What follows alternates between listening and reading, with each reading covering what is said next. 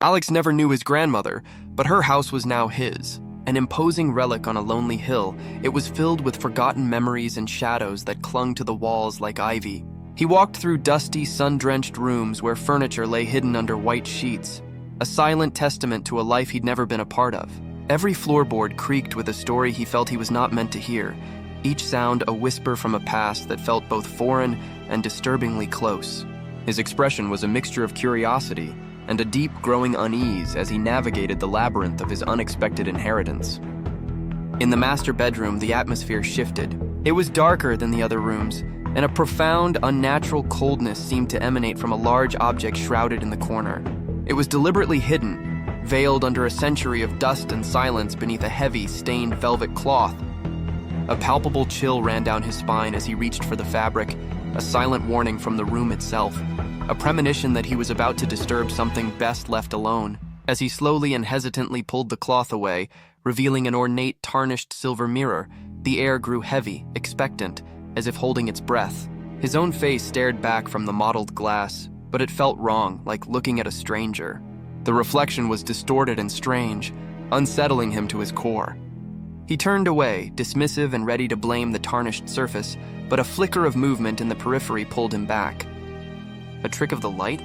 Or was it a brief, impossible glimpse of another soul, a sorrowful face trapped within the silvered glass? For a split second, his reflection had been replaced by a woman he'd never seen. He recoiled, stumbling backward in shock. When he looked again, his own shaken, pale face stared back, alone. He tried to rationalize it, to forget the ghostly image, but the house wouldn't let him. The vision of the woman's face haunted him, compelling him forward. Obsessed, he began frantically searching the room, pulling out drawers and flinging open old chests, a desperate need for answers overriding his fear.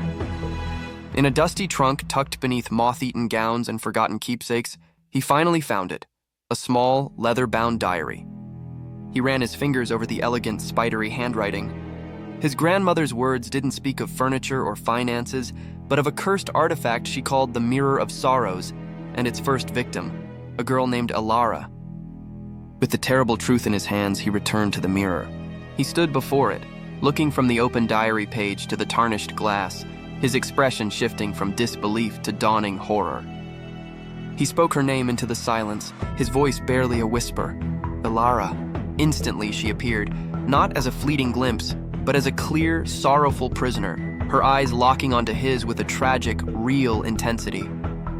But she wasn't alone. Behind her, the darkness swirled, and from its depths, another face emerged, then another. The mirror's surface began to swim with the faces of the lost, a silent chorus of the damned. The mirror wasn't a grave, it was a collection, and its collector was still hungry. The faces stared back, a silent testament to a forgotten torment. They weren't monsters, they were prisoners.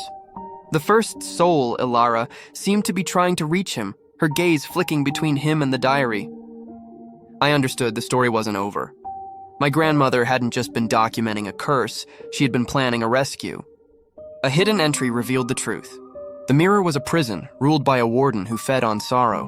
But she left a key, a ritual to turn the prison into a gateway.